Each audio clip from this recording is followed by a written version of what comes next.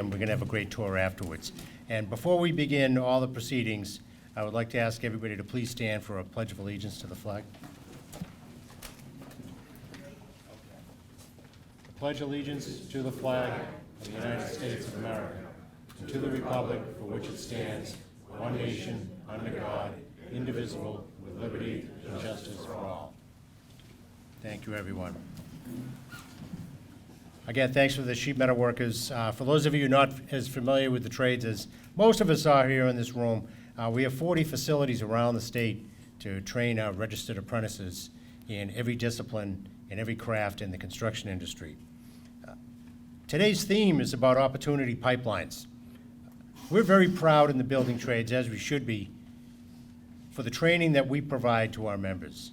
Because everything that we have, our wages, our benefits, our unions themselves, our relationships with our contractors, and pretty much any building of size you see in Boston and around the state is a result of that apprenticeship. Our apprentices learn their careers, not a job. They do, of course, have jobs, but it's about careers.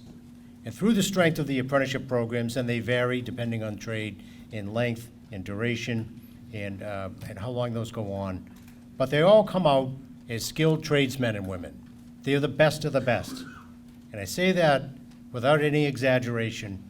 Our members, when they achieve journey level status, are the best trained, the most highly skilled, the most productive construction trades workers anywhere in the world. And you're going to see some of that today after the speaking program as we tour this great facility. We've also done a great job in Massachusetts and led the way with the help of a lot of people in this room and some people who are not here, in extending those opportunities out to the larger community. Because to be honest, in the past, you got into a trade because your father or your brother or your uncle was in the trades. Not your mother or your aunt, or not someone who maybe didn't look like you, wasn't from the same neighborhood, didn't grow up. We still have a lot of proud traditions of people, fathers, sons, and grandsons in the trades, and we're still very proud of that. But we've opened up those opportunities. And it started with a project like the Big Dig, with apprenticeship readiness programs, and it took off when Marty Walsh, who was then a state representative and general agent for the Boston Building Trades Council, really took off with Building Pathways. And we'll hear from Nancy Luke from Building Pathways later on in the program about how we get those opportunities to beyond just our families, just our immediate families, and extend those opportunities. Because when our communities do well, we all do well. And when our members do well, their communities do well. And we want to extend that out because we believe, and we were talking about this last night at dinner, we're going to hear more later on this afternoon about housing opportunities, that our members build that middle class like Joe Biden talks about all the time by earning those good wages and benefits. They support themselves and their families. They have home ownership. They are solid members, not just of the middle class, but of their communities. They own their own homes. They can send their kids to school if they choose, or send them to facilities like this, so they can also have a good paying career with a secure retirement. So they are not accessing public services. They are not relying on low-income housing, public housing, a lot of other services for health insurance, for retirement. They stand on their own 2 feet. And I'm not denigrating any of those programs because we support them wholeheartedly. But President Kennedy used to say, the best social program is a job. And we've taken that to the next level, that the best social program is a career in the trades. We have over 75,000 members who belong to building trade unions in the state of Massachusetts, well more than half of the industry. And we want to grow that, and you're going to see today, we are growing those opportunities. We spend over $60 million, as you can see from some of the charts, and that's a conservative number.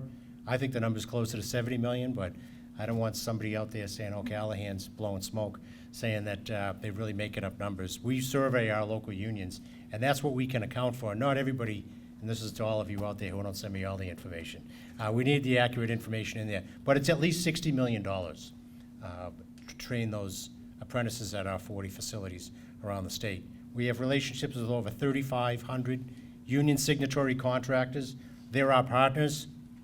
These are joint apprenticeship programs that are funded by our members' collective bargaining with our partners in the contractor community to make sure that they have the skilled workforce and they can build those gleaming towers and facilities and infrastructure and everything else we see every day when we drive down the street. We drive through not just the cities, but everywhere we go. Again, we're very proud of that. And we've extended that out on those 75,000 members. Massachusetts, again, leads the way, largely due to the success, and the hard-earned success, I might add, of Building Pathways and other programs around the state. Building Pathways was the start, but we have Building Pathways programs, or similarly named ones and functioning ones, in other parts of the Commonwealth. And because of that, we train 80% of all registered apprentices in Massachusetts, 80%. Again, those aren't my numbers. Those are numbers from the state of Massachusetts.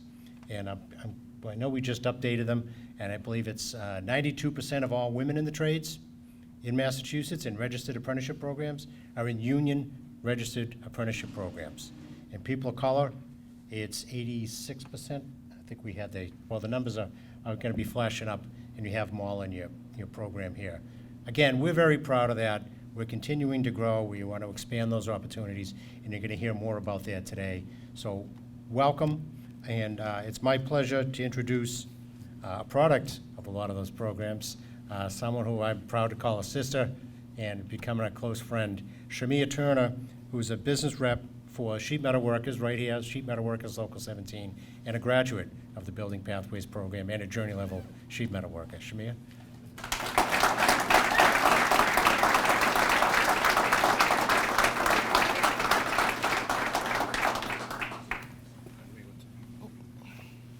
Technical difficulties.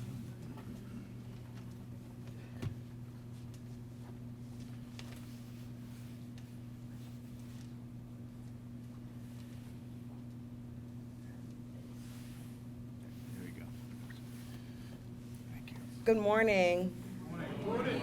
And it is my pleasure, on behalf of the Sheet Metal Workers, Local 17, to have you in our home. Thank you so much for being here today.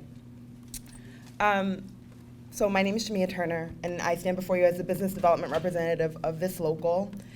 And the best way that I know how to tell my story, although I know some of you have heard it already, is the best way that I can make our point today is to tell my story. I know some of you have heard it already, but it is a simple story and it's a true story.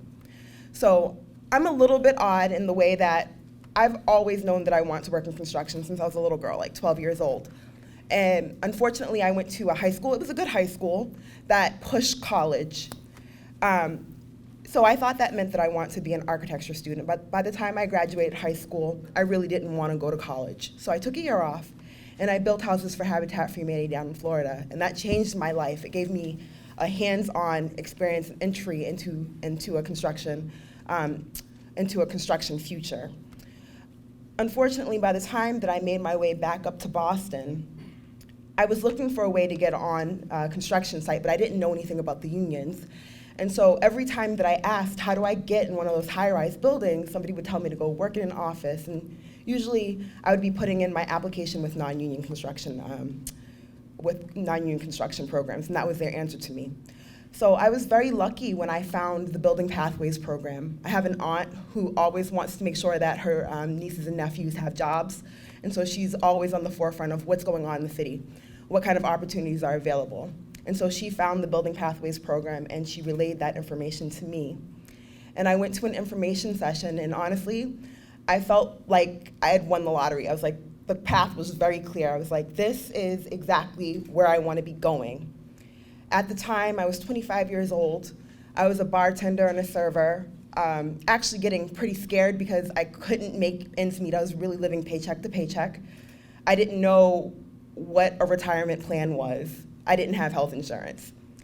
And so, again, when I learned more about the unions, because I knew nothing about them, I was like, I'll get a retirement plan, really good benefits, and I don't even have to think about it. This is amazing. I just have to show up to my job every day on time, ready to go. That is an opportunity of a lifetime. And so that was about 12 years ago. I did cycle 2 of the Building Pathways program, which was founded by our former Labor Secretary, Marty Walsh, somebody who I'll be forever grateful for. And then throughout my career, I've just met mentor on mentor on mentor, because that's part of what unionism is. It's a network of support. It's a network of mentorship. And in fact, that's one reason why our apprentices don't have to pay a dime. I still had student loans. I was lucky enough to be able to pay them off with my paycheck during my apprenticeship. With programs like this, you learn to earn. And the reason we're able to do that is because now, as a journey level sheet metal worker, I pay back into our fund to make sure that our apprentices are receiving quality education that will take us into the future. And so that's one of my jobs, and that's one of the jobs of all leadership here, all union leadership really, is to take care of our future.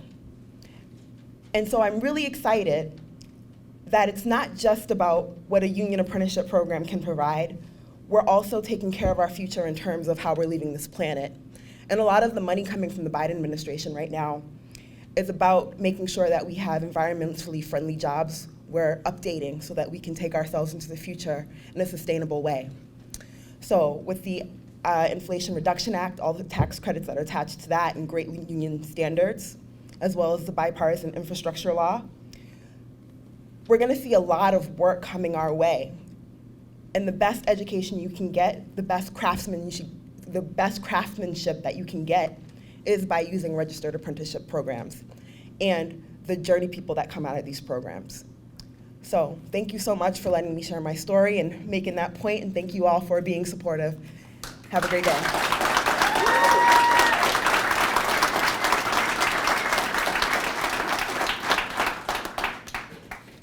Thanks, Shmear.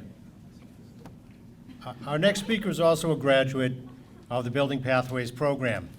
He came into the program, found an apprenticeship in sprinkler fitters, local 550, and he's now a business agent for the Boston Building Trades Council. Another guy who's become a close friend and colleague. He's always out there, and he's so committed to his community, to his neighborhood, to the trades, and to extending these opportunities that he's enjoyed. And it's my pleasure to introduce to you Chaton Green from the Boston Building Trades.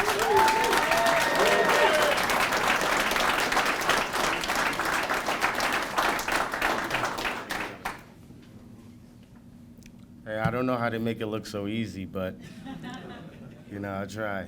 Good morning, everyone. It's a pleasure, thank you.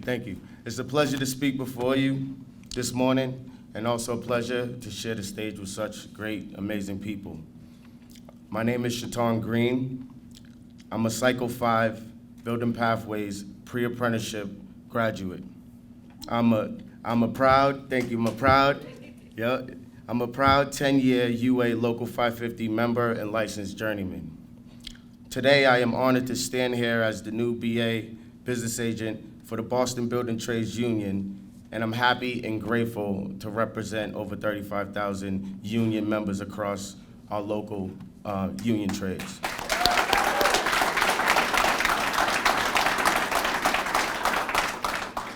As we begin to talk about the investments in infrastructure, workforce development, economic justice, and economic growth, it is crucially important to recognize the impact that labor unions have made on the infrastructure of the worker.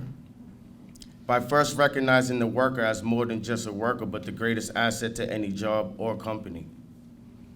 And we do so by making sure that everyone has access to these great union careers with a livable wage, healthcare benefits, and making sure that every worker after many years of service has an opportunity to retire with a pension and annuity. Unions invest in the infrastructure of the worker by also making safety at the workplace the #1 priority and setting a standard nationwide.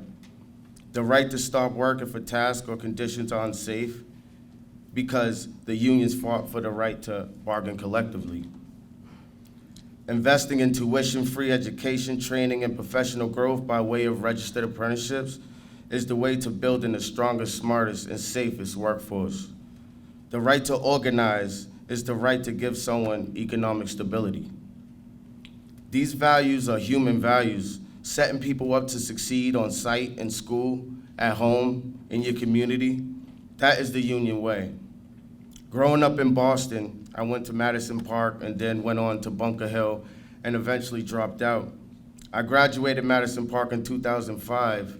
I joined Building Pathways in 2013, so it took a while from the point of graduating high school into getting into a apprenticeship.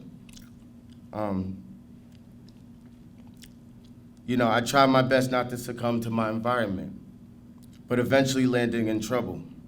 My life changed for the better when I got in trouble, because in 2013, that's when I met a friend who worked in Dorchester Court. I asked him to help find me a job. He sent me Dunkin' Donuts jobs. I said, well, that's what I asked for. I asked for a job. He sent me a job. I can't really be mad, but from the look in my eyes, he knew I needed and wanted much more. I had no hope that I could make sustainable wages working in construction with full health and retirement benefits. Having a pension and annuity never crossed my mind. Not having a degree to stand on only to me meant that you'll be working for someone who does. Working multiple low-paying jobs with barely any raises and benefits was the norm. A friend of mine realized that I wanted more. That's where my luck began, because he brought me into the office of the Secretary-Treasurer at the time of the Boston Building Trades Union, my dear friend Marty Walsh. Can we just clap for that? He told me he was running for mayor, and I didn't know him at the time, so I looked at him like, are you sure? You serious? But I looked at him, and I knew that there was a real comfort and seriousness about everything that he was saying. From that one conversation, he made me feel like I was family. From that one conversation, not only did I think that I could become a trade union member, but he also made me feel like I could run for mayor. And now I think I could possibly run for president. Shout out, shout out Joe Biden. Thank you, Joe Biden, President Joe Biden. But seriously, Marty knew how to ignite the passion in you to make you feel like you could do anything while also being yourself. I never thought I'd go from Building Pathways pre-apprenticeship to leadership. I'm beyond proud to say that I sit as the agent of the Boston Building Trades Union in the same office that Marty invited me in to tell me the great information about unions is now my office.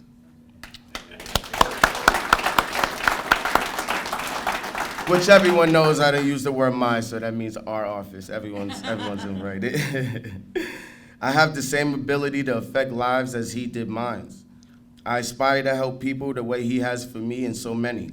He built the pathway, and we are all happy to walk it and help as many people as we can, because there are two types of people, union members and soon-to-be union members. Thank you.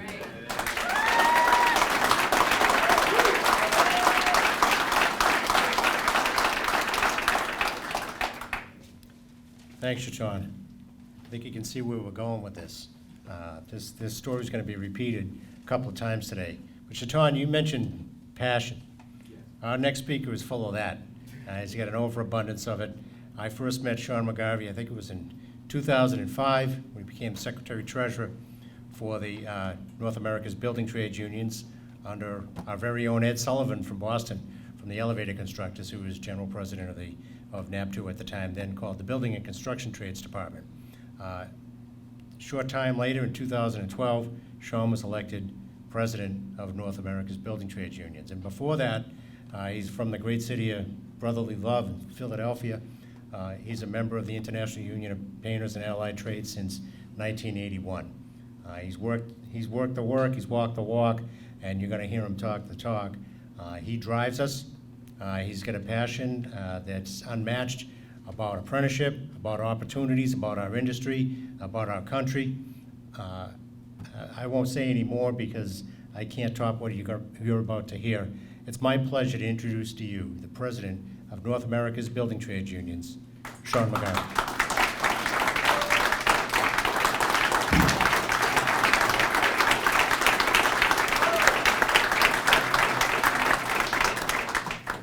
Thank you, Frank. Good morning, everybody. Thanks, Frank, and thanks to Brian for everything you did to put this together. Thanks to Shatran and Shemaya. It's kind of hard to follow your stories because really this is exactly what we're trying to accomplish and been working so hard at for years now. And the success of not only learning skill sets to last a lifetime, but now moving into leadership is quite honestly testament to your personal characters. Because as you know from your years in the building trades, nobody gets nothing for nothing. And for you to be recognized, your peers move into leadership and starting now to lead this building trades in this labor movement in this great city, I applaud you.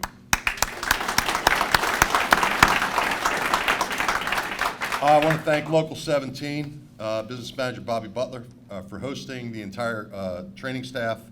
And I also want to recognize my old boss, Ed Sullivan, who gave me my opportunity to go to work for the building trades when not many people knew who I was or whether I would ever be qualified to do it. And I've done my damnedest to try to prove that Ed has made a good decision when he made it, and the jury's still out on that one, so I'll keep working at it. And also, I want to say for a moment that there's a member that I worked intimately with for years, back when I was a staffer for the Painters International, and he was a staffer for the Sheet Metal Workers International. And then when he became Secretary Treasurer and then General President of the Sheet Metal Workers, and I was in leadership at the building trades, he was my sounding board, my go-to, never questioned me, kicked me in the butt when I needed it, and lifted me up and dusted me off when I needed that too, and patted me on the back. Joe Nigro was not only a proud sheet metal worker, he was a great leader, and this was his home local. So I'm excited to be here. This is the second venue that we've gone to in the last month, I guess. We'll be hitting training centers across the country to promote the great work that the Boston Building Trades and the State Building Trades and Building Trades Council across this Commonwealth are doing to create the opportunity pipeline for people from communities, quite honestly, who haven't had lots of opportunities, sometimes in generations, and bring them into this apprenticeship readiness program, one of the premier ones, Building Pathways, eventually into apprenticeship, registered apprenticeship, and then on to a middle-class career, family-sustaining wages and benefits for their time in their work life in the construction industry, which will help to lift families out of poverty, not just for that generation of the family, but for generations of that family. And I can't help but say I'm a smoker, and I was out having a cigarette and on a phone call, and I heard children. There must be a school relatively close to here, or a daycare or something, because I could hear giggling and laughing and running, and I thought to myself, someday those kids that are in that school, they'll be in this school, okay? And that's the opportunity pipeline that we're talking about. Creating these opportunities and moving people to the middle class through our training infrastructure. And you are very well aware of, and it was spoken of before, of the tremendous opportunities we have ahead of us, okay? This administration, I don't care what your politics are, but this administration, after decades and decades of talking about, a large federal investment in our infrastructure, this administration, Kamala Harris and Joe Biden got that done with the Congress, and $1.2 trillion of infrastructure investment. And they didn't stop there. The erosion of our manufacturing base, particularly high-tech manufacturing, they pushed through, with the help of the building trades, they pushed through the CHIPS Act, okay? Which is going to be a total of $250 billion plus of investment in high-tech manufacturing in the chip industry.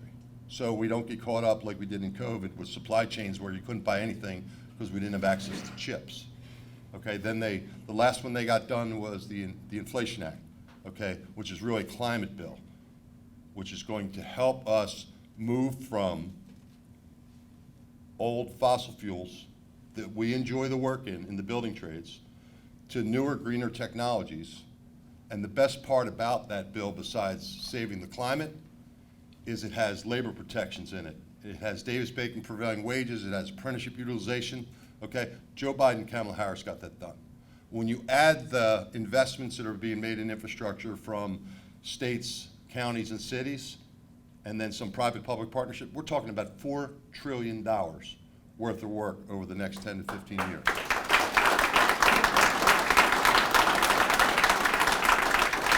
This gives us the golden opportunity to create more pathway programs and to expand the existing pathway programs across the United States.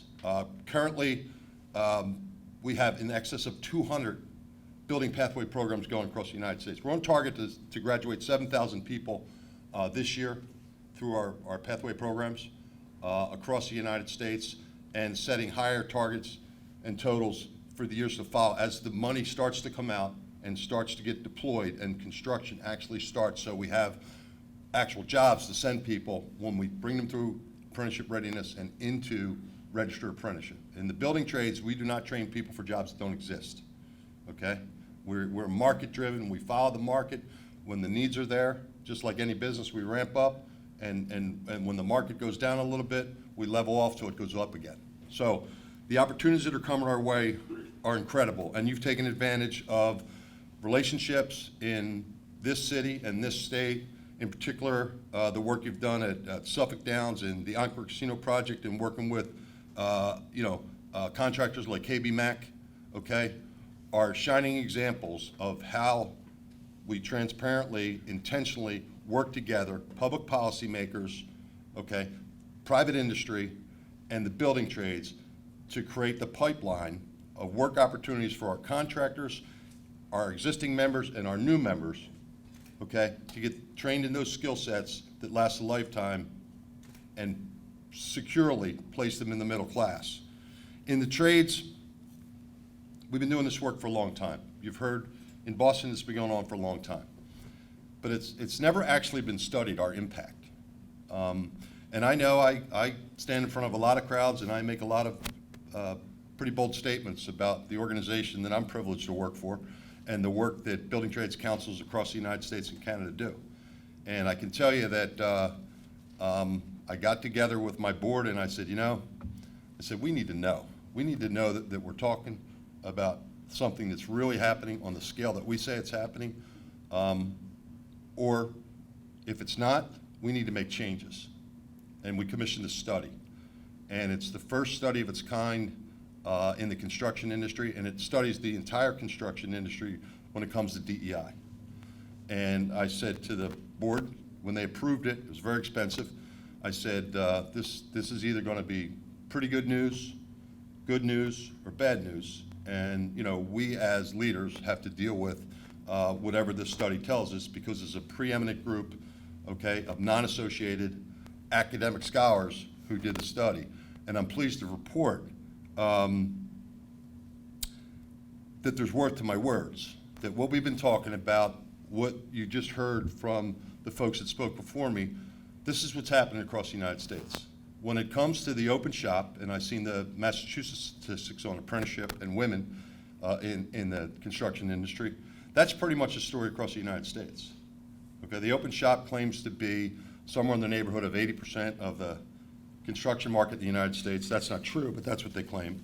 Well, if they're 80%, they're woefully underperforming what we're doing with our 20%, because the number of folks from African American to Hispanics to women, in comparison between unions and the open shop, there is no comparison, okay? We still have a lot of work to do, okay? But when it comes to our competition, nobody is putting more time, making more investment, like Pathways, accommodating and building partnerships in the community, okay, to help us with all the other skill sets, because it really does take a village, okay, to help somebody be successful in a career in the building trades.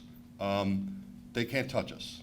And I got to tell you, on behalf of myself and the Governing Board of Presidents, particularly to the Boston Building Trades, the state building trades, and all the membership in the state of Massachusetts, we thank you, because you're leading the way on a lot of this work. And it is intentional, it is focused, and you're driving results. And it's not only good for Boston, good for the Commonwealth, good for families and communities, it's good for the country. So thank you very much for your commitment to that work.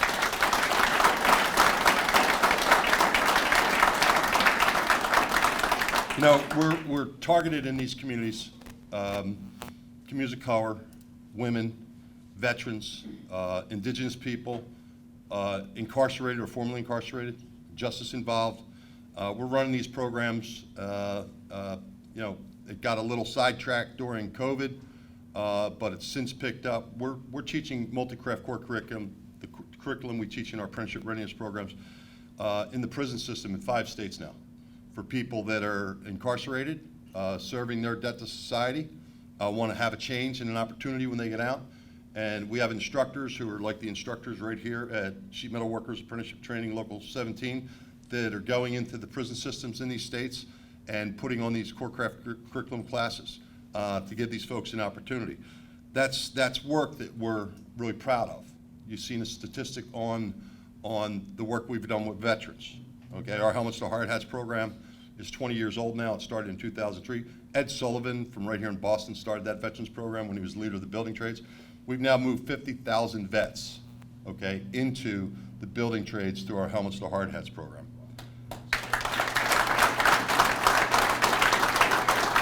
And we're very proud of that. But we have more work to do.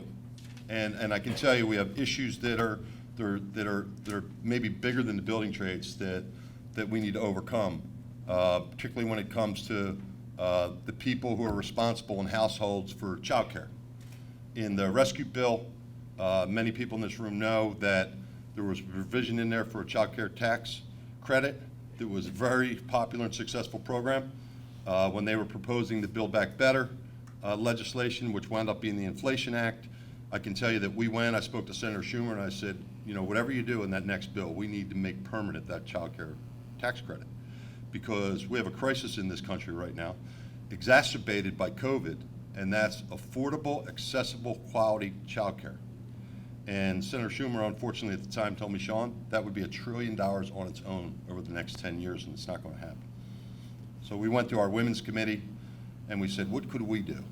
Because getting people through apprenticeship readiness, getting them into a registered apprenticeship program, graduating the journey person status, investing in their education, okay, and then they meet someone and they decide to start a family, and then not being able to retain them is a huge problem for our local unions, for our training trust funds, for our country, for the construction industry. What they came up with and what we're piloting now is 2 programs, one in Milwaukee, one in New York City. There's 20 folks in each cohort in each city where sum and substance are a little bit different, but they get about $1,000 a month subsidy to help pay for their child care so we can maintain them. It's a 1-year program. We're beta testing it. We'll look at it. But I can tell you that every CEO I meet with, from Jamie Dimon at JP Morgan to Darren Woods at ExxonMobil, every corporation in America has the same issue when it comes to child care and their employees and what people call the care economy. And for folks that are my age, soon to be in the next end of the care economy, you know, but where we have responsibilities now at this point in our life, you know, for elderly parents, aunts and uncles, it's a big deal. So we're piloting these programs. We'll see how they go. It's not sustainable for us. You know, just these 2 pilots we're doing, we had to raise, about $750,000 just to run these 2 programs. So when Senator Schumer says it's $1 trillion over 10 years, I get it, and I understand it. I also have 2 daughters with children. I have 1 daughter lives in Connecticut with 3 under 9 with a master's degree in teaching, and she's not been able to go back into the workforce because she can't find, A, and B, can't afford childcare. In the construction industry, we have a particularly exacerbated problem, okay? Because as we all know, in the warm months, we're going to start early. In some cases, 5 a.m. starts. Well, if you're working an hour from the job site and you have to drop your kids off at daycare, we're talking about dropping your kids off at 3:30 in the morning. I'm not aware of many daycare facilities that you can do that. On top of that, as we all know in the construction industry, and as the laborers will tell you, concrete waits for no man. If there's a concrete pour going on, you can't leave because the child care center closes at 6 o'clock and you have to pick your kids up. So it's a particularly difficult problem for us. We'll see what we come up with through this program, but I can tell you that the building trades is committed to finding all the ways that we can work with all the partners that we have in industry, in the community, to figure out how to level out paths to make it as easy as we can to recruit people to come into the trades and join the infrastructure generation, and then keep them when they have to deal with these other issues that are much bigger than us. And I'm hopeful, and I know I'll see the governor later on today, and I know that you all have been talking about this issue with the Commonwealth to come up with some solutions where, again, private industry, us, and public policy makers come up with some solutions, because it's a huge problem that will hold our economy back, and we'll never reach our full potential as the building trades if we don't get that. There's one other program that it's in its infancy, but I want to mention it, that we're working on.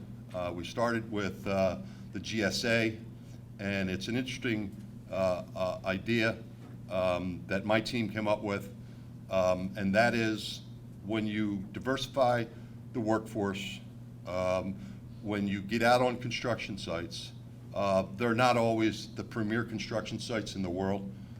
They don't always have the same level of commitment from the construction user, what they're willing to pay to make proper accommodations for the men and women that are going to be on that site.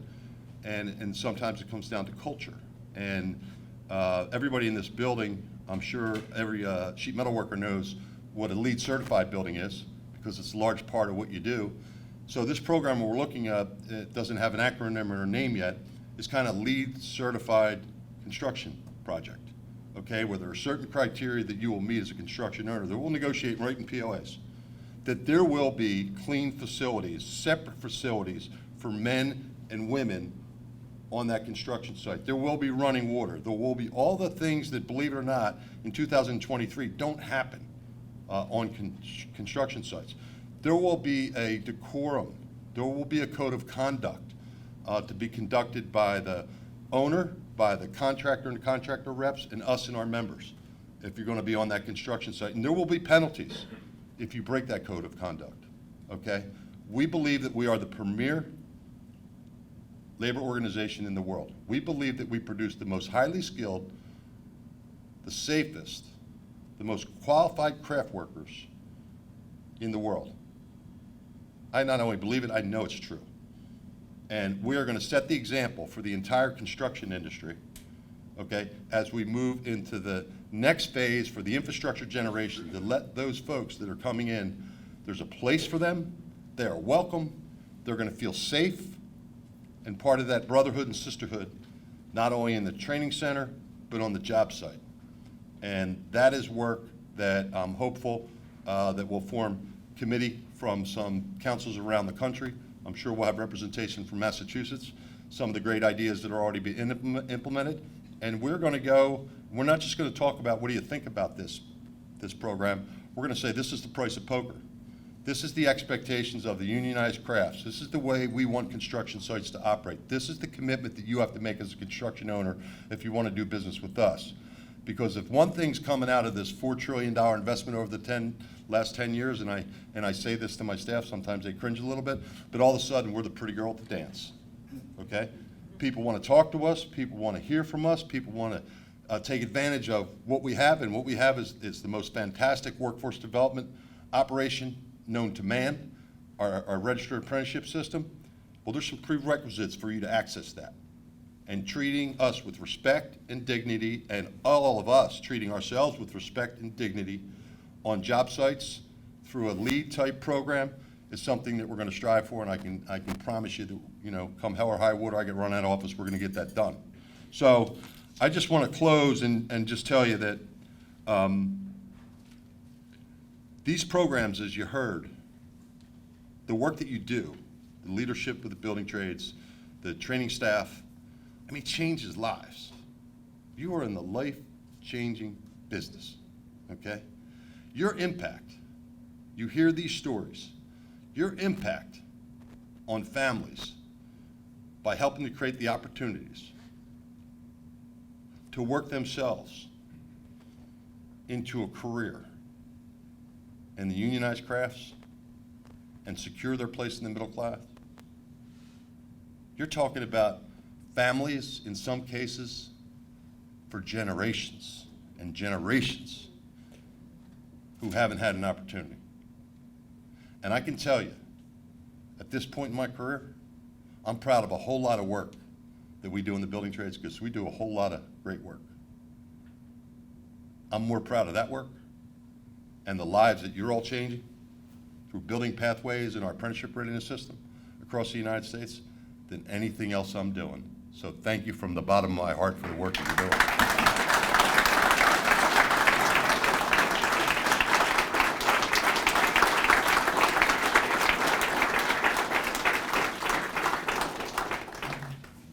Thank you, Sean. You didn't disappoint, as always. Our next speaker is someone we've really been working with very closely, because she's not new to us, but new in her role.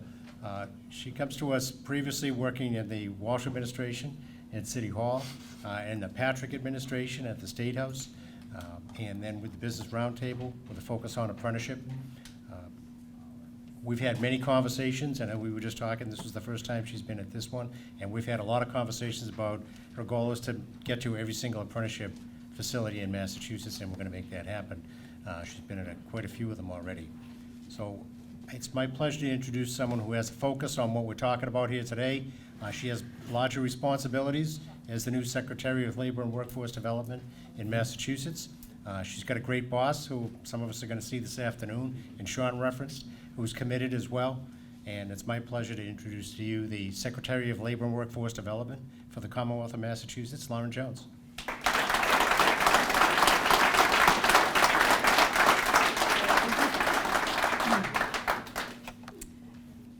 Good morning. Thank you, Frank.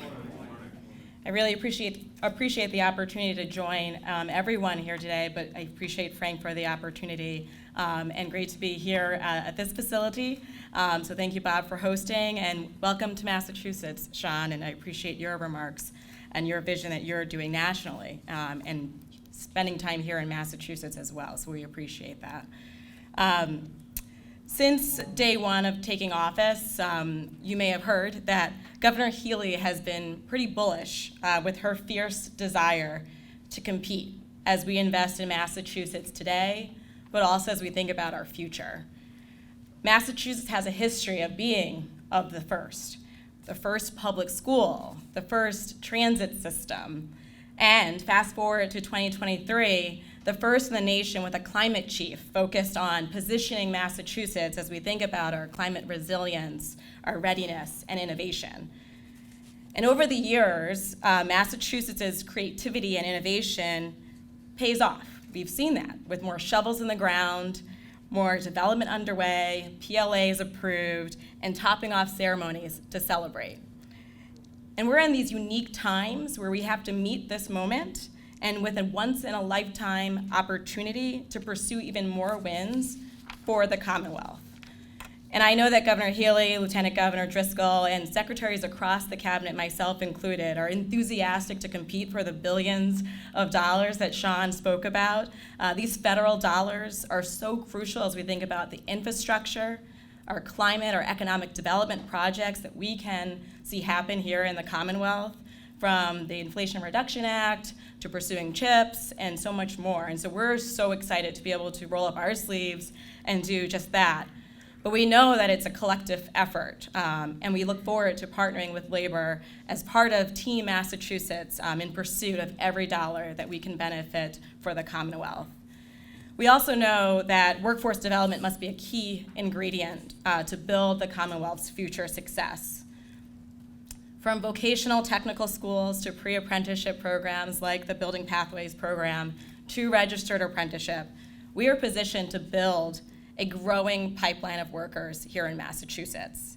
And we look forward to doing so in partnership with everyone here today, and I really am thrilled to have the opportunity to dive into this work and had so many great conversations in my first few months alone with Frank and so many others that are here today.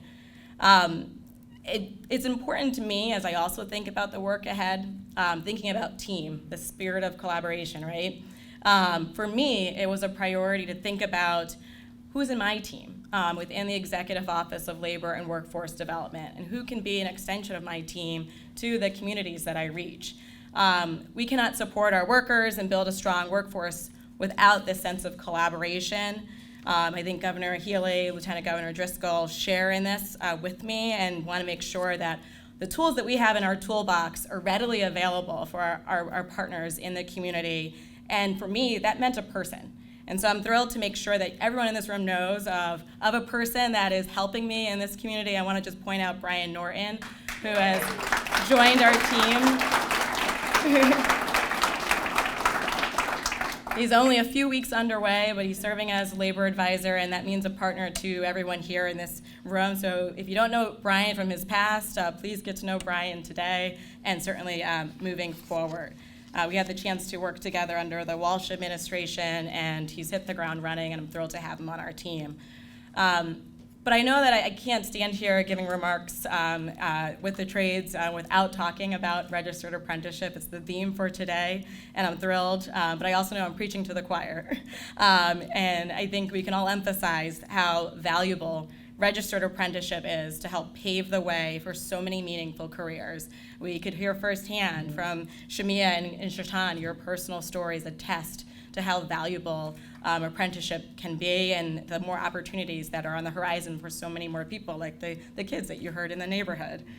But even before taking office, Governor Healy, Lieutenant Governor Driscoll recognized the value of registered apprenticeship, and we were able to hit the ground, day one and thinking about what we can do as an administration. And here's why. I think we all know this to be true.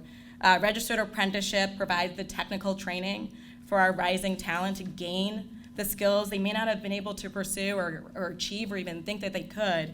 And they have that classroom experience, but also that on-the-job, hands-on experience to become journey workers in in-demand, high-growth opportunities right here in Massachusetts. We also know that you're dedicated to driving equity, and that is so important as we think about our future for Massachusetts and paving the way for more women, more people of color, as we think about the jobs that we have today and also for our future. I mean, just think about, I've mentioned climate, but think about clean energy alone. As we think about building that strong workforce, roles like electricians and building managers and plumbers and the projection that we see the need for over the next 5 years alone, we will need to be thinking about who are those workers that are going to be helping us in building all of that work. And I think there's certainly some here, but also some that are not yet in this training facility that will be and be part of our clean energy goals for the Commonwealth. We know that registered apprenticeship provides workers with good wages and benefits, the supervision and mentorship that comes with the opportunity, the credentials that are gained through your career and your journey. It also opens up opportunity. Upward mobility, when you think about the economic growth, the generational wealth that Sean referenced, it really can transform an individual, a family, and certainly lift up all of our communities across the Commonwealth as we think about economic mobility and economic growth, which is so integral as we build our future. But we also have to plan today for this future. As skilled labor retires and economists project the high growth that we foresee in jobs in the future, we need to tap registered apprenticeship as an opportunity to build that growing workforce, develop the strategies to meet this demand, and provide new opportunities, especially as we think about diverse, untapped workers. In our early weeks, we all knew this to be true already because we have the team with Governor Healy, Lieutenant Governor Driscoll, and myself has been familiar with registered apprenticeship in the past. So in the governor's first budget, we proposed a 400% increase in the state's registered apprenticeship program.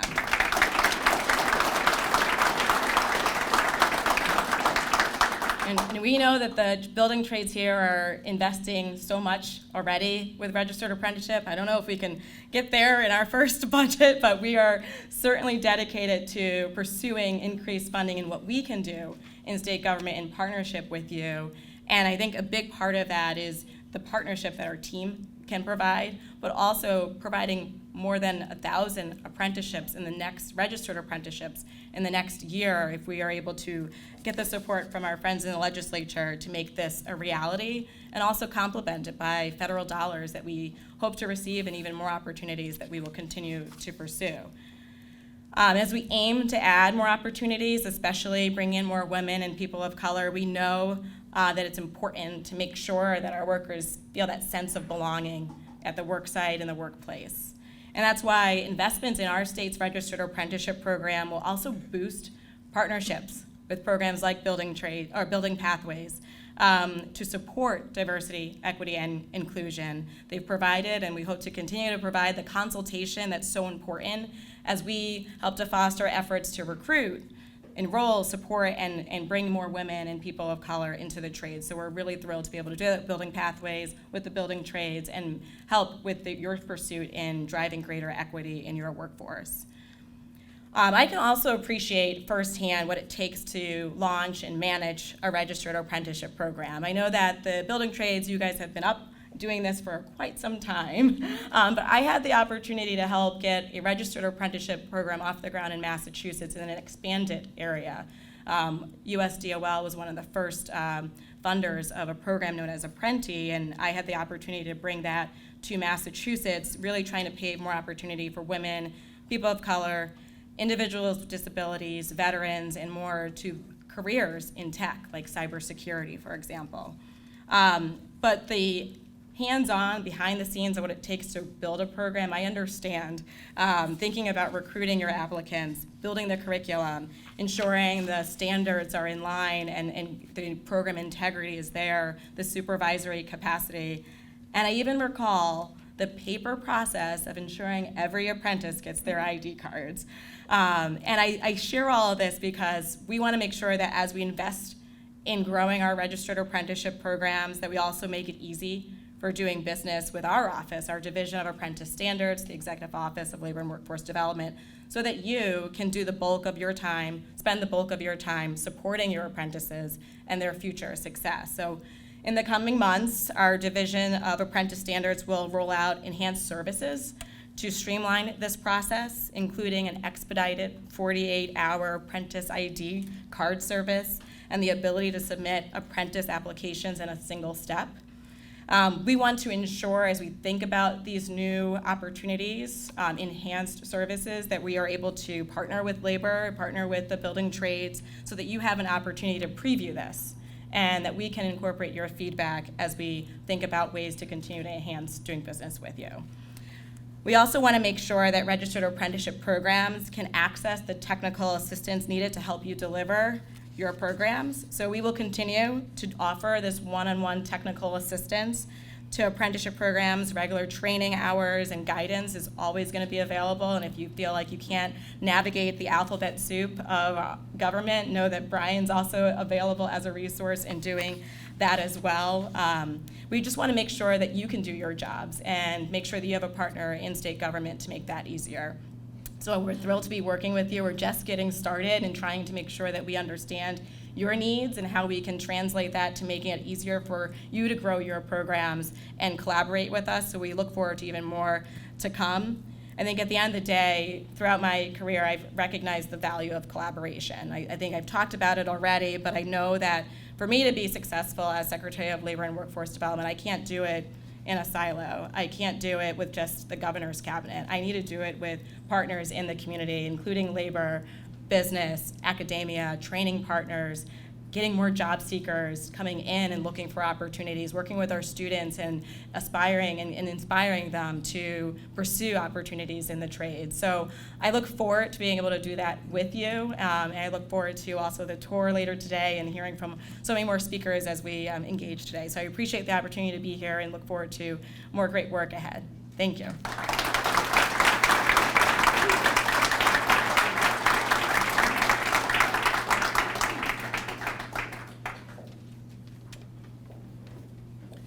Thank you, Madam Secretary, and we are looking forward to it as well.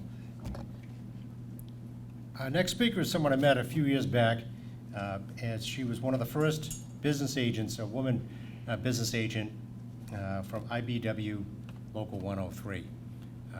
Canal was a great success. She really worked hard.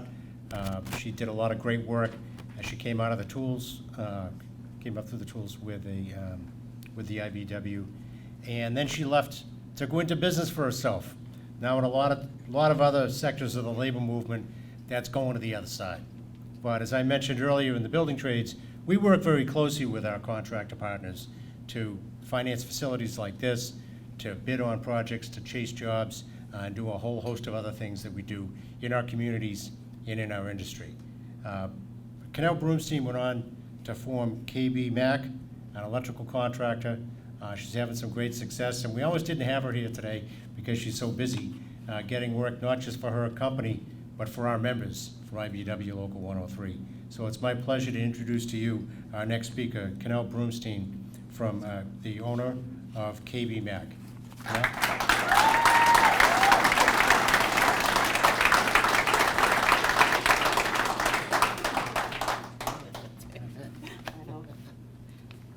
Okay, I'm shy, so I don't really like to speak in front of people, so I'm going to ramble a little bit. Thank you, Frank. Good morning, everybody. And I just wanted to reiterate again a little bit of what Frank was speaking about. My name is Canal Broomstein, and I am a president and owner of KB Mac. I'm a licensed electrician and an 18-year member of IBW Local 103, and a former business agent. Became the first black business agent in Local 103's history, and I could be mistaken, maybe in Massachusetts. I don't know.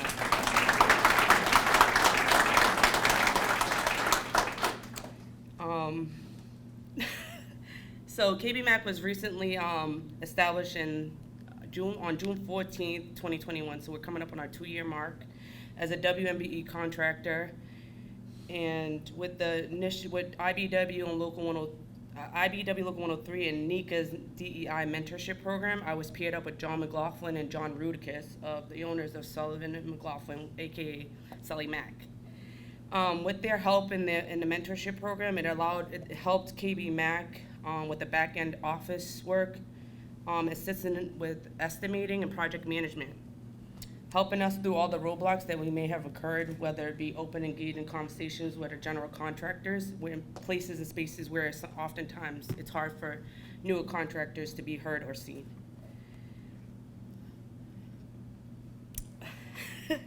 Being a contractor requires a wide range of skills. You may expect long days, long drives, and physical demands that will allow you to make mistakes as well. But we're all human. With that being said, you can also expect to create great relationships with the clients and users and the general contractors, with your field workers, and of course, most importantly, your office staff. We currently are employing about 16 people in the field, with our core crew making up women, Boston residents, and people of color, with 3 people in office, including myself, a project manager, and a general manager. Some of the projects, even though we're just 2 years old, some of the projects, believe it or not, range anywhere from $5,000 to hanging a light fixture at the MSPCA to about $3 million. And the sectors range from healthcare, tenant fit out, to universities like Harvard. And most recently, I'm also most excited to note that with the help of BECMA, KB Mac just received a $10,000 grant to help with the EV initiatives. With also that, we have to thank President Biden and the team with their aggressive investments in the building infrastructure and human infrastructure as well. Their investments have helped us at KB Mac.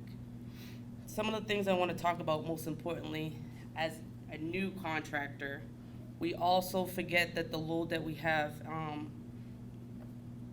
in place that could, in the back end, can hurt us, our safety, when everything's like, oh, rush, hurry up and get this done.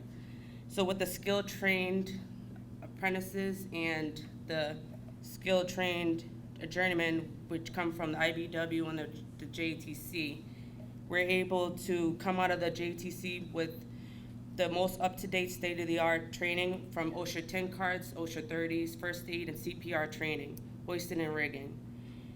Some of the safety measures that KB Mac have in place are the daily pre-test forms. Those are sent out to each foreman every day. in the morning at 6 a.m. and they're pre-filled questions such as what tasks they're working on, how many people are in their crew, what tools are needed to complete the task, and what hazards are associated with the task. There's also a drop-down box that allows the foreman to say if they would like a safety officer to come out and visit. With the training and expertise that the Union Apprenticeship Program provides, the KBMAC is able to become the safest, most efficient, and most diverse city contractor in the city of Boston. Thanks.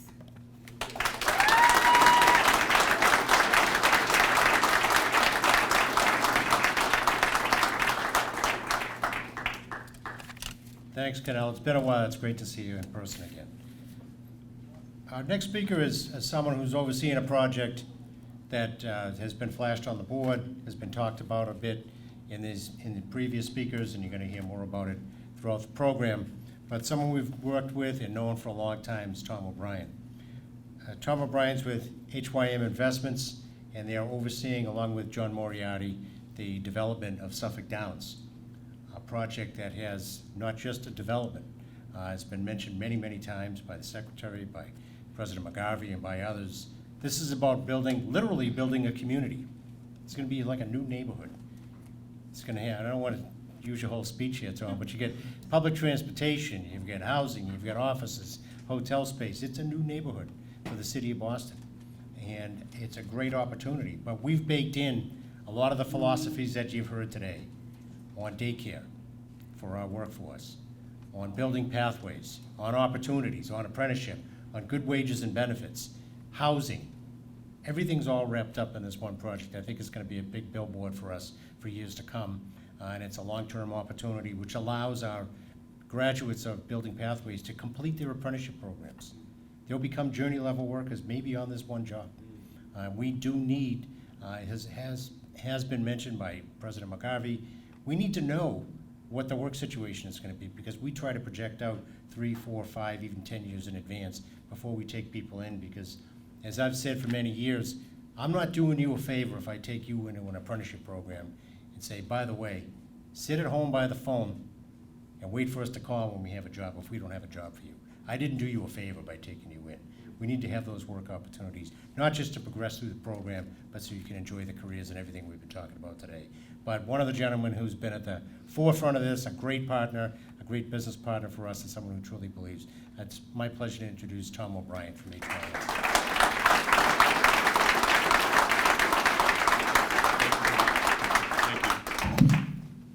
Oops, sorry about that. Thank you, Frank, and really appreciate you inviting me here today. Brian, I don't know where Brian is. Brian Doherty is somewhere in the room, I think, in the back. Oh, there we are, behind me. There we are, Brian, over there. And thank you very much, Brian, for inviting me. Sean, thanks for being here today and being part of this. Secretary Jones, it's an honor to be here with you.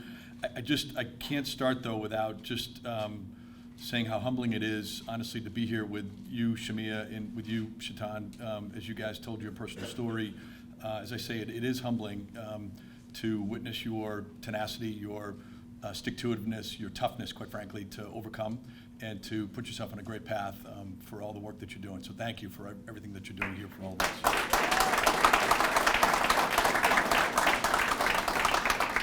I think Canel just ran out the door. I wanted to say to her, as much as we all enjoy working with Sully Mack, it's going to be a great day when Canel's company becomes a little bit bigger than Sully Mack for all of us. So she's doing great work. So we're really, really excited about that. And if I could, Sean, just one more name that I quickly wrote down. You referenced my friend Joe Nagro, who was a great mentor to me, and honestly, at a key time in my life, stood up for me in a way that other people did not. I won't go through that, but Joe was a great friend. I couldn't help but think about his voice at the time when you mentioned his name. He had, for those of you who may be too young to remember Joe Nagro, he had a voice like God when he called you. And so I reflect on that, and I thank you for mentioning him, who's a great member of this local and a great leader of the Boston Building Trades as well. So if I could, my name again is Tom O'Brien, and the name of our company is the HYM Investment Group. You know, I'm sitting here thinking about this event and just sort of reflecting a little bit on what we all do. I figured I'd start similar to like an AA meeting in that my name is Tom O'Brien and I'm a real estate developer. In many rooms, it feels a little bit like that's how it comes off. But the truth is, I think for all of us, what we're about here is, it's not just about building buildings. What we're doing here is we've got a value-based partnership that is really about changing people's lives, as Sean said. We're in the business of changing people's lives. And I think oftentimes people misunderstand what it is we're trying to do, which is not just about putting buildings up. It is about trying to employ people, both the people who work on the buildings as well as the people who will live and be employed in the commercial buildings that we build. For our company, the HYM Investment Group, we are all about values. So we've built a company that is diverse and reflects the diversity of the city of Boston. So we're 50% women, we're 35% people of color. It's a really important part of who we are and what we bring to the table. And working in partnership with Brian and all of the members of the leadership of the Boston Building Trades unions, we are in partnership on Suffolk Downs. That's the site I'm going to talk about today. But everything we do is in partnership. We've completed a beautiful new office tower in downtown Boston, which I'm not going to talk too much about today, but that employed probably at its peak about 4,000 members of the Boston Building Trades, which we're really, really pumped about the delivery of that building. Now at Suffolk Downs, we've permitted a site that will hold 16.2 million square feet when we're done. That will be a community, as Frank said, that will be a community where approximately 15,000 people will live, and about 20 or 25,000 people will go to work every day. So 15,000 people, just to put it in perspective, makes this site kind of like a top 50 Massachusetts town. That's sort of how big this will be. We've pledged to create a chunk of that as affordable units for housing. 10% of it is going to be senior housing. We want it to be a place that is a diverse place for a variety of different people. There's a whole presentation that I could do. Brian and the team, Bobby Butler, thank you, Bobby, for hosting us here at Local 17. And a variety of you here came and supported us at all of our different public meetings. And so you've witnessed me doing this presentation in public. But really, it is all about the work that we do together. And so we signed a project labor agreement, and I think this is my role here today, is to describe the specifics of how we came in partnership with you and what we're trying to do on this site. So we signed a project labor agreement, which I believe is the largest project labor agreement, private project labor agreement in the history of Massachusetts, to cover the 16.2 million square feet. And we have our first building underway, which is really great. We had a wonderful celebration of a groundbreaking approximately a year ago. That building's underway. It's almost 500 units of housing to get ourselves in position to make this a place where people will live. We have another building set and ready to go as we go forward. But a couple of quick things, Sean, as I reflect on what you said and think about different aspects of the project labor agreement that are important to us. One piece for us that's really important is it's not a safe job site if people don't feel safe on the site. And safety can take the form of a variety of different situations. And so if you're a woman who feels unsafe because of the way you're treated on the site, if you're a person of color who feels unsafe because of the way you're treated on the site, if you're a person who's an immigrant who feels unsafe because of the way you're treated on the site, that to us is not a safe job site. And so creating a position of an ombudsman where a person has more than just the one path to whoever is their boss on that site. They have another spot to go to report where they are, to try and find a path that resolves their fear, their anxiety, and creates a path for them to feel safe on this site. That's a key piece of this project labor agreement, which we did in partnership with Brian and the team. Thank you, Sean. One other piece that I would just mention too is daycare. Sean, as you mentioned, we'll provide daycare on site. It's important, and it could be, who knows which member of the couple is responsible for the child.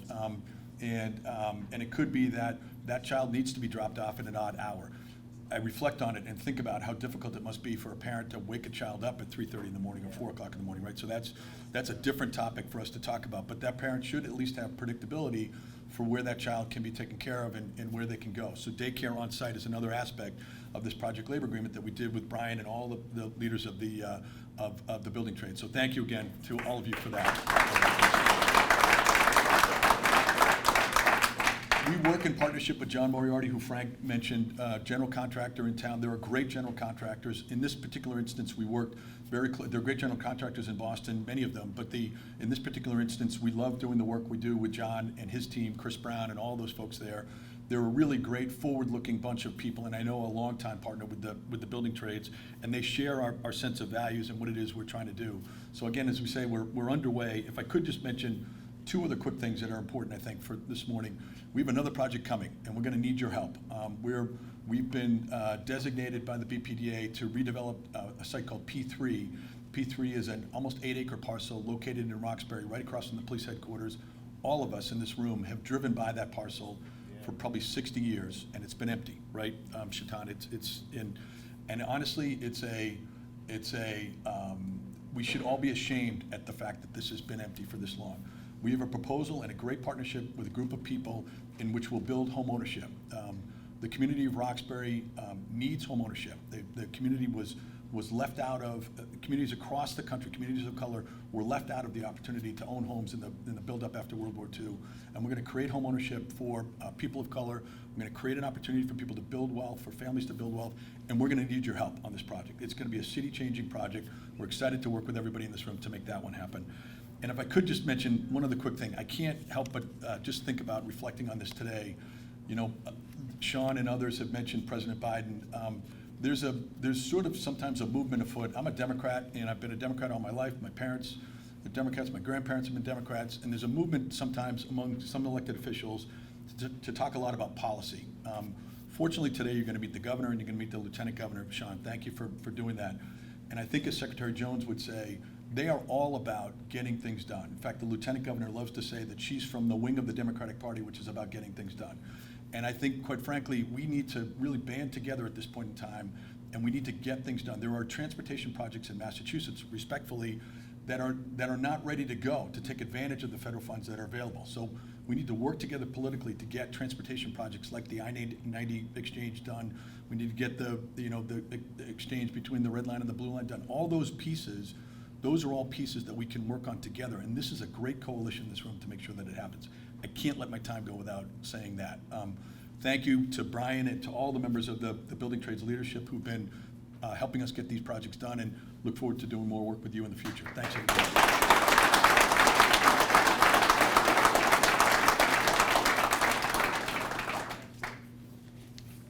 Thanks, Tom, and please give our thanks to John Moriarty as well for that partnership that you so accurately described, and we're going to continue on. To continue with the theme of people we've worked with on the business side, another economic development package that we sold as an economic development package was casino gaming in Massachusetts. We fought for 20 years to legalize casino gaming in Massachusetts. I personally don't gamble. I know some of you do, some of you don't. It wasn't about gambling. It was about creating career opportunities, not just for the trades, but for people in the casinos. And when we did that legislation, we mandated that there be neutrality agreements for the in-house staff and a project labor agreement for the crews that built it. One of the success stories is the Encore Casino, and you're going to hear from Jackie Crum and Peter Campo from Encore about the success of that project. I won't give their speech, because if I talk, I'll talk too long. But it's a great success story. We're very proud of the work we did, and we're continuing, and that spilled over, as Tom mentioned, with Suffolk Downs and other projects around the Commonwealth. So it's my pleasure to introduce Jackie Crum and Peter Campo from Encore.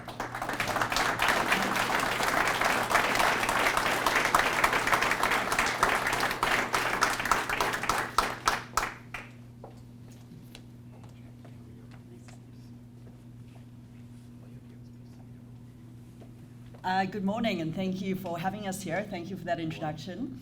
I don't personally gamble either, but I am very grateful for the efforts of a lot of people in this room for legalizing gambling in Massachusetts and allowing us to develop the Encore Boston Harbor Casino. Some of you may not be fully aware of the project. Did anyone here work on the project? Thank you. Well, maybe some of you can work on the next phase of the project, which we're starting soon. So some of you may not be aware of what the project is. We're a just over 3 million square foot project located in Everett, just about 1 block outside of the city of Boston.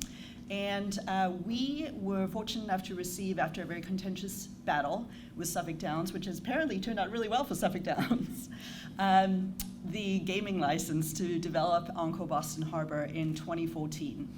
So what we receive, the gaming license we receive, is what's called a privileged license.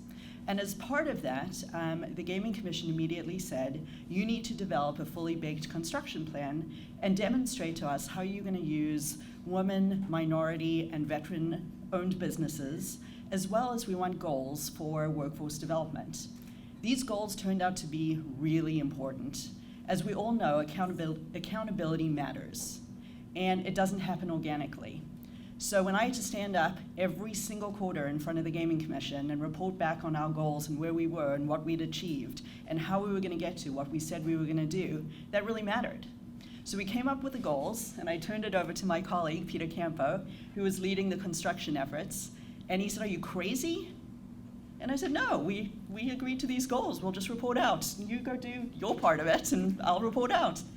And he said, there aren't enough women in the trades right now to fulfill these goals. And I said, well, you're going to have to work that much harder. And he did. His entire team did.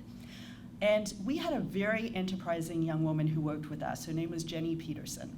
And Jenny thought, you know what? There may not be enough women in the trades right now, but why don't we change that for the whole of Massachusetts? She was talking to some people. She reached out to Brian. She reached out to some of the other labor partners that we have and said, let's form a group. Let's call it Girls in Trades. Let's figure out how to get women into the trades. And about 7 years ago at IBEW, they held their first meeting, which was attended by over 400 people from 18 different high schools. And that created a funnel for women to get into the trades. And we wouldn't be having this discussion, we wouldn't be standing here and talking about women in the trades and girls in trades had it not been for this collaborative effort that was private enterprise, that was our labor partners, that was our education partners. This was groups who had to come together to do this.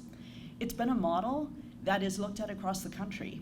We're in the process of applying for a gaming license in New York right now. And what they've done, what they're most focused on, is what we've done here. Because the rubric that Massachusetts set up for the development of this was done so well, it's being used for a model throughout the country. But none of this, as I said, comes organically, right? None of this comes without really, really hard work. So I'm going to turn it over to Peter because he was there every single day. He received reports that came out on a daily basis of how many women were actually on our project site. What happened when that number started to dip? What could you do? And he'll talk about those efforts. Thank you.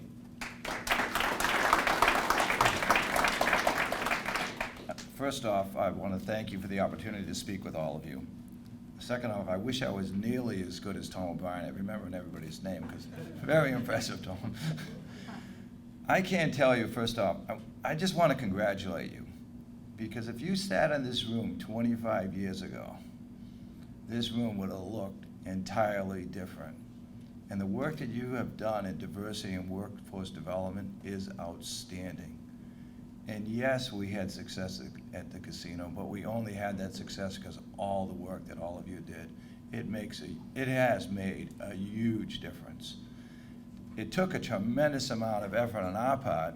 I don't think I told Jackie she was crazy. I hardly knew her, and she's an attorney, so I probably did not say that. I probably had a frown on my face, though, and thinking about how challenging it was going to be. But by partnering with the contractor who was Suffolk and all of the subcontractors, and planning well in advance, and really making it a priority, and working with the building trades, working with Brian, working with all the business agents, and everyone understanding how important it was, we were able to achieve outstanding success. I'm truly proud of that, but honest to God, without everything that you've done, none of it would have happened. And so all of you deserve a tremendous amount of applause. You really do.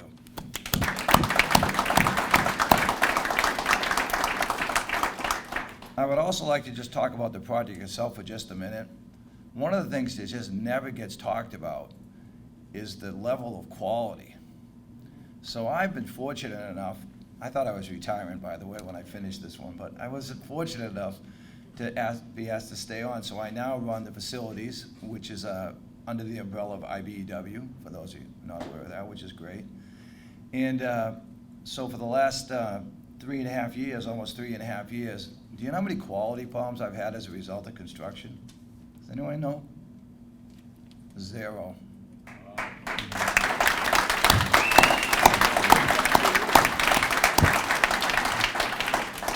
And so one of the things that happened when we first started working on it is they flew me out to Las Vegas. I wasn't really that keen. I don't gamble either.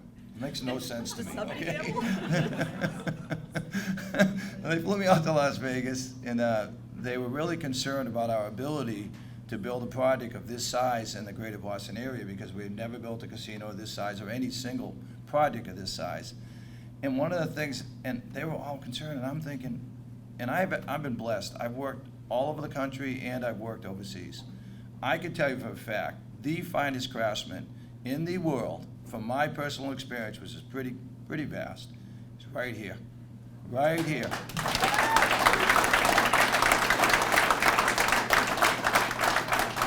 And not once during the entire process, we averaged over 2,000 workers on the job. We had over 400, almost 500 women on the job different times. We exceeded diversity goals and veteran goals. Everyone working together to make that happen.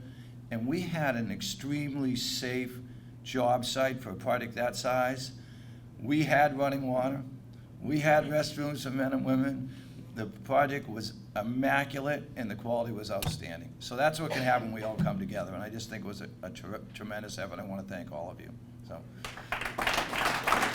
one thing, I want to just talk about our project across the street, give you a little insight. We're about to build and we're hoping to enter into a PLA with the building council because the last one was so successful.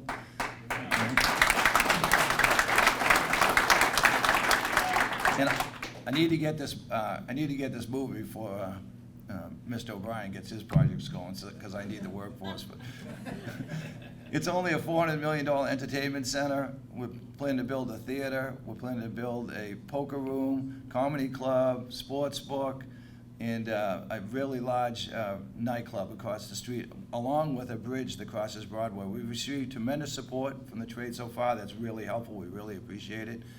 It's a project that's going to change. If people are familiar with Everett, the casino made a really big impact.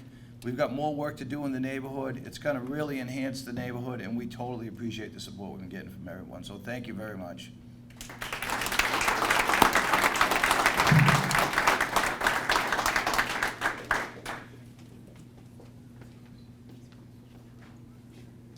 Thanks for all your partnership. And Peter, we're doing our damnedest to expand the apprentice programs to make sure that workforce isn't a shortage. Our next speaker is dealing with that very issue, with more women in the workforce, particularly in the construction workforce. Jill Ashton is the U.S. Department of Labor's Women's Bureau Regional Director. As you may have seen in the slideshow on the posters, Massachusetts has made great strides and great progress in the recruitment and, just as importantly, the retention of women in our industry, and we're always seeking ways to do more. As Sean often says, we're proud of what we've done, but we're not done yet. We appreciate the support from the U.S. Department of Labor, especially the Women's Bureau, on all of our tradeswomen initiatives, and we're happy to have Jill, again, the Regional Director for the U.S. Department of Labor's Women's Bureau, here to provide us with some remarks today. Thank you, Jill.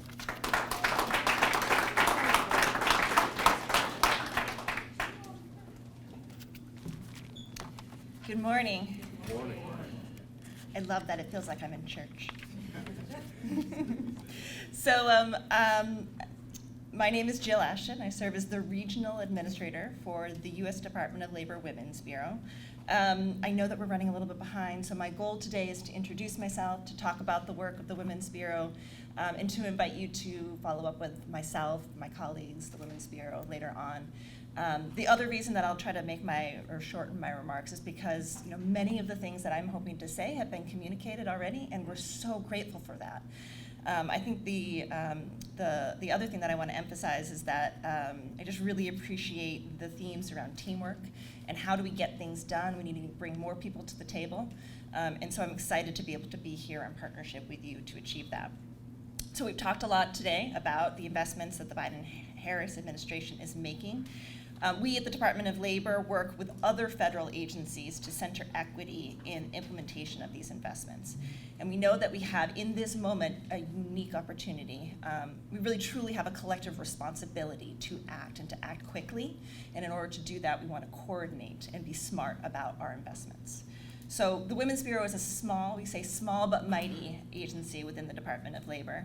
And for those of you who do not yet know about the work that we do, we are the only federally mandated agency representing and promoting the interests of more than 77 million women in the workforce today.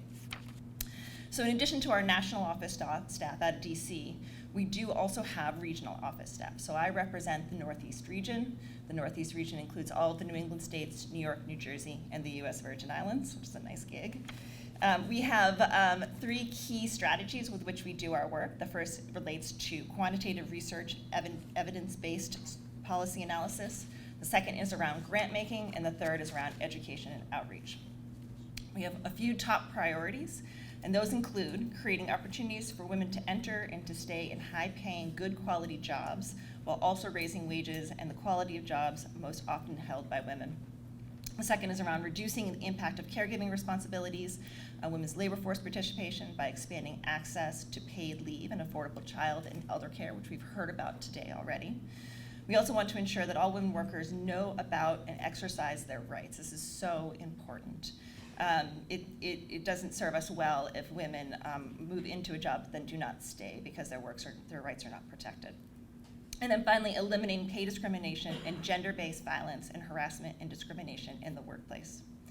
So through our research, we are documenting these impacts. So first, I wanted just to shout out a report that was released in 2000 called Bearing the Cost, How Overrepresentation in Undervalued Jobs Disadvantaged Women During the Pandemic. So what we saw was that with an overrepresentation of women in jobs that are lower paid, in jobs that were particularly impacted by the pandemic, we saw huge numbers move out of the workforce, and it actually set women's labor force participation back more than 30 years. At this point, the women have recovered, but where we're still not seeing a full recovery is around care work, which is really important as we're thinking about how do we promote workers into these new jobs that will be created. I'm really excited to hear from my friend Nancy Look, who can talk about the fantastic work that they're doing over at Care That Works. And then just last week, and I would point folks to this wonderful resource on our website, we have also released data around the lifetime employment-related costs of providing care.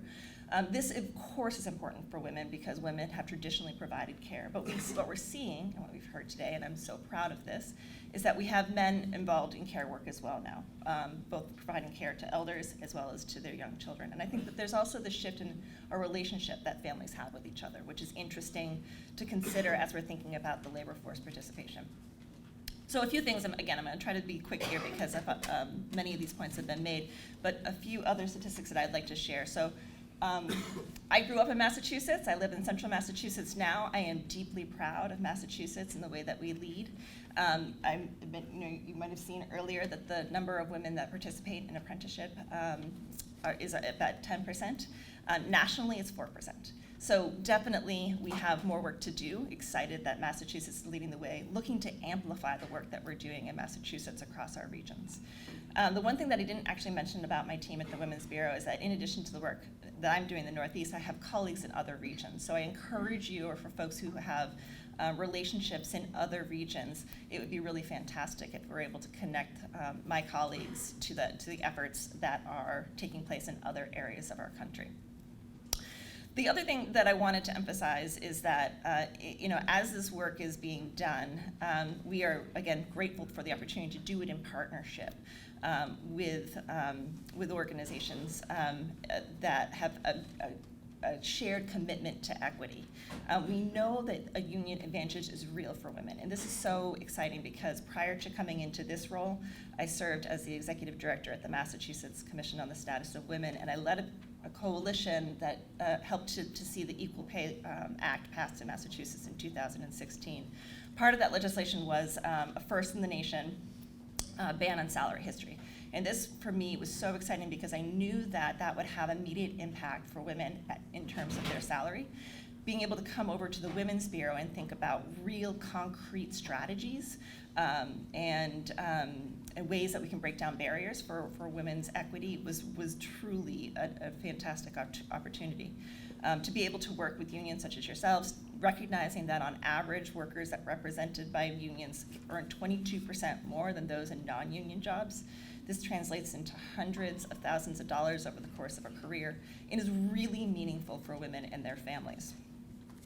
So as we are thinking about investments that are moving from the federal government into the states, again, what we're looking to do is to amplify the work that we know is successful, strategies around breaking down barriers for women and people of color, as well as how do we retain them? How do we ensure that there's a safe job site that they're working on? What are ways that we can ensure that there's mentorship available to them? And then also, and again, spoken about today, what are ways that we can ensure that there is wraparound support services, childcare, for example? Again, this has been talked about today. It will be talked about more. I just would want to raise up one resource that the Women's Bureau has recently made available, which is the National Database of Child Care Prices. What this data shows is that families are paying somewhere between 8% and 19% for one child. That's huge for our families, right? That's one child.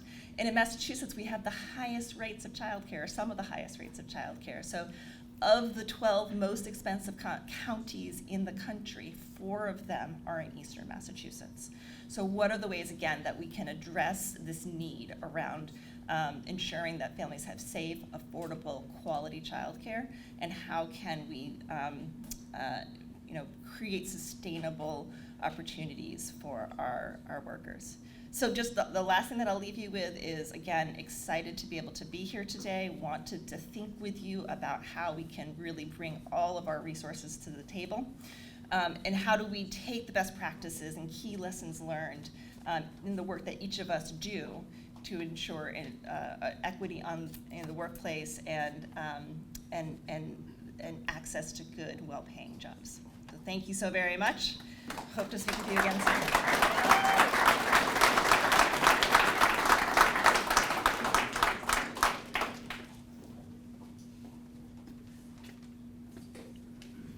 Thank you, Jill, and thanks for all the work that you do and the department does.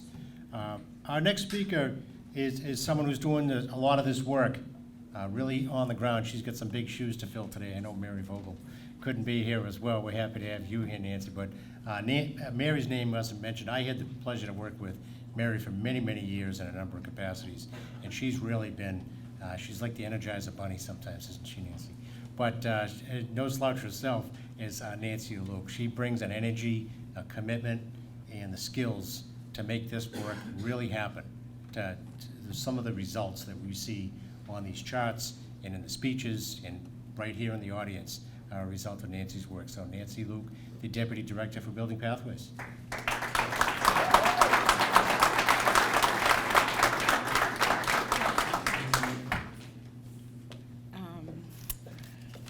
So it's been a really emotional day for me, sitting in the audience and hearing all the stories, seeing all the graduates and where they are and what they're doing. And I can't take credit for any of it. I've only been here for a year, but I'm still gonna take credit, so. So yeah, Mary couldn't be here, so you guys are stuck with me.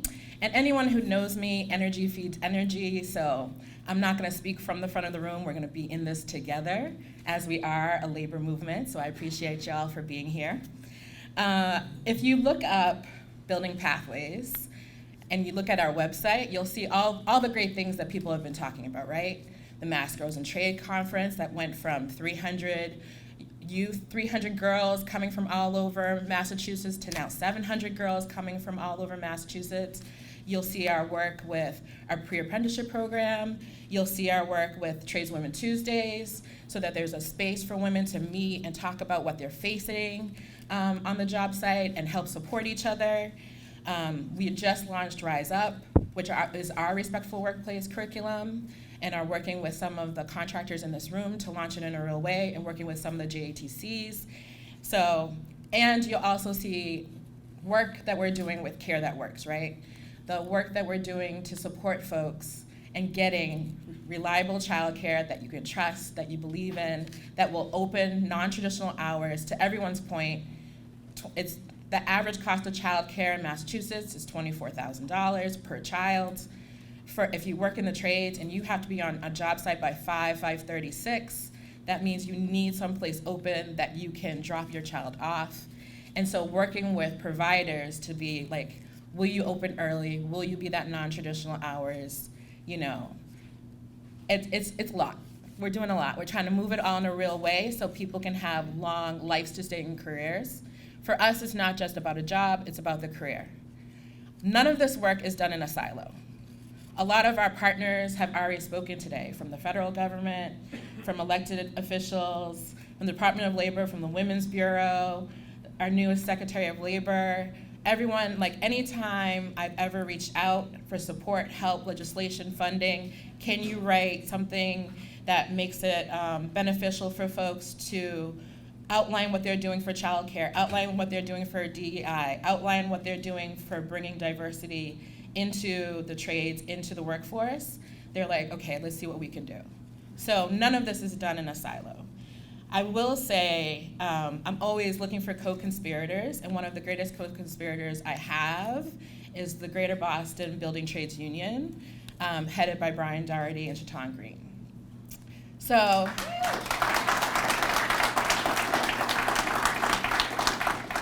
I have to say that, you know, I sometimes reluctantly enter spaces, but they're always very enthusiastic for me to be in the space, you know? They're like, I think it would be important. I think your voice is a unique voice of the intersection of community and labor. I've been in the labor movement. I signed my first union card when I was a teen, and I've been in the labor movement for 25 years, as of this past March. And so Brian's always on me about like, nope, I think you need to be there. I was like, but I don't think I'm gonna have anything to say. Why do I have to be in the business managers meeting? And he's like, you never know, just sit in the meeting, right? And then, you know, I don't know how much you know about the history of building pathways, but we came out of a project labor agreement.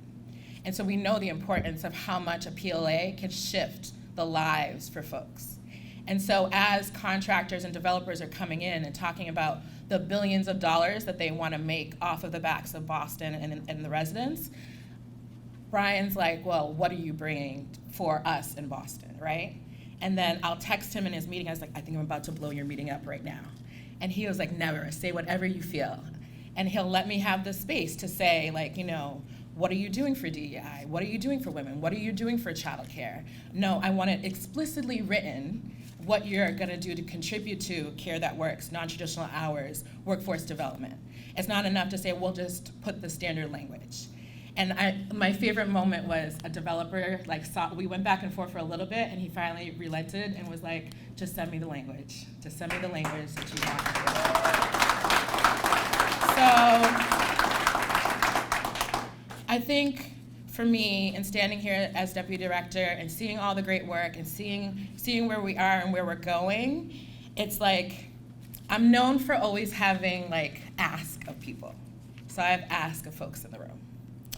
So to my elected and appointeds that are still in the room, my ask is for you to see the link between programs like myself, our pre-apprenticeship programs, the link between the union building trades, because for us, it's not just about a job, it's not just about getting on that job site, it's about a long, sustaining career that only the unions can bring.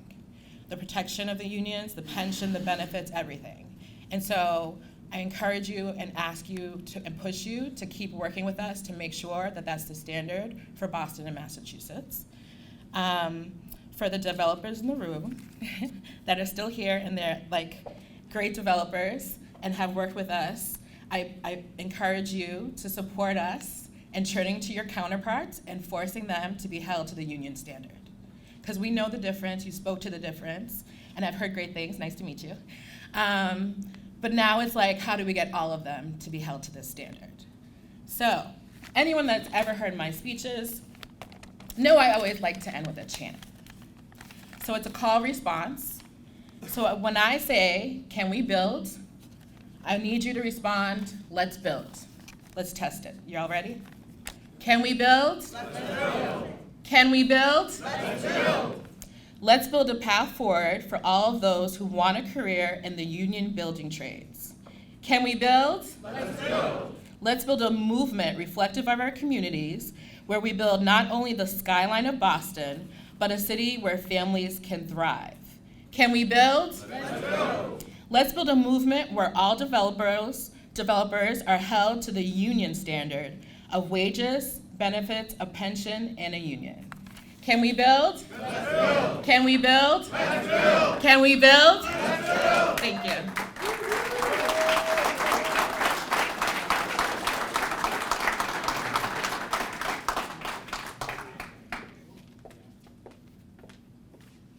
Thanks, Nancy. I told you she's committed. Our next speaker is someone who has a great success story to tell as well. And I won't, in the interest of time, won't probably steal some of it from you. But our next speaker is Yasmani or Manny Santiago, who's an organizer with Plumbers Local 12, and he's here to address us on his experience.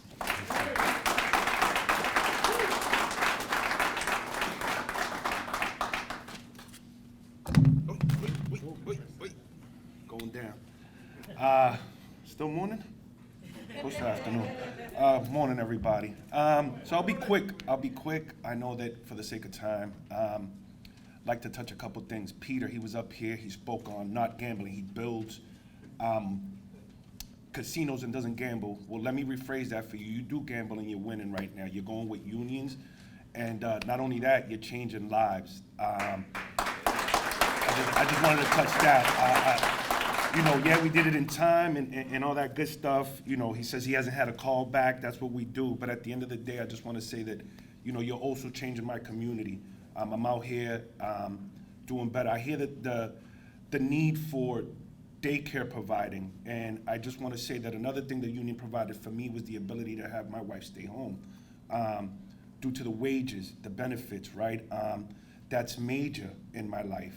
And I hear it, but unions are out here trying to change not only the outcome of each member, but the community as a whole. And I think that that's amazing. I'll share a little bit about my path and how I got to this point of leadership in my union. I was a human service worker, which I love. It was one of the greatest jobs, and I want you to listen to that keynote of jobs, right? Very rewarding, but when it came to having a raise and the cost of living going up, I almost needed to beg for a quarter, and that was to me, that was my self-esteem was, oh my God, just a quarter. Got a kid, how do I make this happen? And Shatan Green loves the story when I share of the leaflet that kind of fell from the sky and introduced me to Pathways, right? And it just read, you want 6 figures, you want a career. Again, that key word. I now have a career. What the Plumbers was able to open for me once I got my license. I could be a business owner if I so choose to. I can, again, I never thought about moving up in the ranks, but here I am as an organizer now. Being able to forward that, my partner, Matt Messenger, love you, my man. We share so many stories and the passion that he has drives me as well. And he also did some time in the non-union. He knows one of the scariest things out there, we ran into an older gentleman almost in his 60s and should be getting ready to retire. And he's asking, how do I get in? Because I need something. I have nothing saved for my future. It was just eye-opening of the mistreatment out there, right? What they do to them. And unions, again, I never had to ask for $1. Every 6 months, raised right in there. During my apprenticeship, I was learning and earning. And now the ability that I have to share that information, getting it out there to their hands. I mean, I'll tell you, once again, they say work is work when you're not happy doing it, right? And I've never had to work when I was a plumber. And now it's just exciting when I get out there and I meet somebody and I'm telling them all about the great benefits and wages that we have and can forward to people. And it just lit another fire under my ass for the sake of it, right? It's just, I love doing it, and that's all. That's really it. I'm gonna keep it short and sweet. There's so much more that I can share, but another thing I'll leave on this note is the greatness in this room. I thank you. We had dinner yesterday and the conversation was amazing. Dan, once again, Brian, Matt Messenger, my partner, Frank Amato, Pat over there. You guys, my brothers, right? You guys, it's crazy how, I don't consider this, they say brother, sister, but you guys have really embraced me, and I love calling you guys my brothers. Thank you.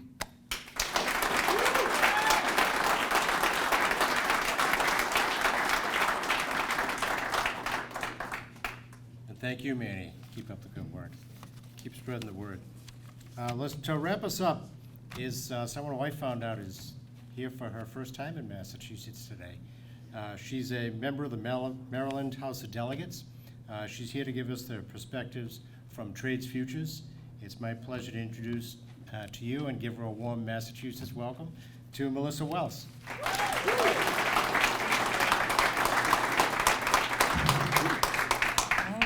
It's still good morning. But no, it's a pleasure to be here. I'm going to be brief because I feel like what we wanted this day to be is truly that and more in terms of, I think, thinking about the diverse partnerships that are represented here. And so everything I thought I would say, I feel like has already been said. But I think what I really want to leave you all with is not only, so I'm with NABTU Special Assistant to the President. I also serve on the Trades Futures board. And a big focus of Trades Futures is around really continuing to expand workforce models, continue to look at how we reduce barriers. And that's all, we heard about that today. How do we continue to work with our industry partners, how our industry partners can lead with us, how we can all lead together to advance diversity, equity, and inclusion, and also how we can really manifest great high road careers when we're intentional and when we are using the investments that, be they public or private. And so I think what I just want to really leave folks with is that we know that this unique partnership here in Massachusetts and Boston, it really demonstrates what can be done when organized labor, community, industry, government all come to the table, but specifically when we share our collective expertise, our collective vision for the future that we seek for our communities, and most importantly, our collective commitment to advancing diversity, equity, and inclusion. In Boston, we have an exemplary model. I've had a chance to meet many of the folks that were here today. I remember meeting Canel way back at Trades Women Build Nations years ago, and to see her now as her own member owner, those are the things that I always talk to folks about the potential of what a union career could be, and that's an example. Or to see graduates of the Building Pathways program in leadership with the council, in leadership with your locals. That is really when we talk about the opportunity of a career with the unions and the building trades, that's what it could look like, right? And so it's so important that we continue to do that. So we're just really excited at NABTU because there's so many other cities across the country who are getting to where Boston is, right? We're getting to where Massachusetts is. And so at NABTU, our work is around taking these wonderful models, working with our local councils, but helping ensure that we can replicate that this model here in Boston does not just stay in Boston. This can be a national model. This can be something that can happen in communities across the country. And so I'm really excited for that. And just a few things I want to say. I think what's really key to lift up, because we start talking about diversity, equity, and inclusion, and that diversity, those three words are verbs. And if they're not verbs, then I don't know what you're doing, basically, just keeping it real. But in order to achieve them requires action, and specifically intentional action. And I think that is what I commend for NABTU, what I commend for the Massachusetts Building Trades, for the Boston Building Trades, for Trades Futures, is that we are looking at operationalizing diversity, equity, inclusion, putting our money where our mouth is, also showing pathways, showing that we're not just trying to bring people in, we want to keep them in the industry, increase retention, we want to reduce barriers, look at the key issues, not enough to say, oh, we know childcare is a challenge, we want to make sure that we help solve some of that challenge. We can't do it alone, and that's where our partners have been vital. And so I will just end by saying that this is our once in a lifetime opportunity to rebuild America. And we have the proven model to make it happen in communities across the U.S. And so we are honored to be here, to be partners with you, and just to continue to carry on the good fight. So I thank you all for your time and your indulgence, and just thank you for all that you're doing.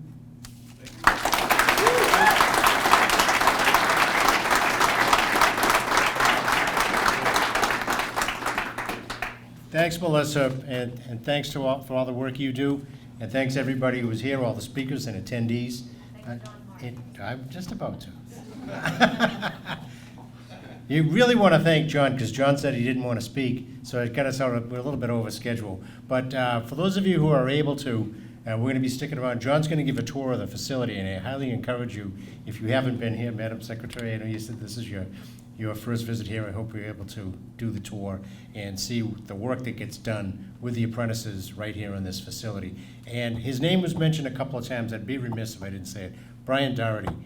Brian's always in the back of the room. He's always in the background. He always gives the microphone. He always gives the stage and the microphone to others. And Brian, I can't say enough about the work you do. And I know you don't like that recognition, but you deserve it. Thanks, brother. So that concludes our event. Thanks to President McGarvey. Thanks again to the sheet metal workers, Bobby Butler and John Martin, for the use of the facility. And thanks all of you for being here today. And I hope you'll be able to stick around for the tour. Thank you.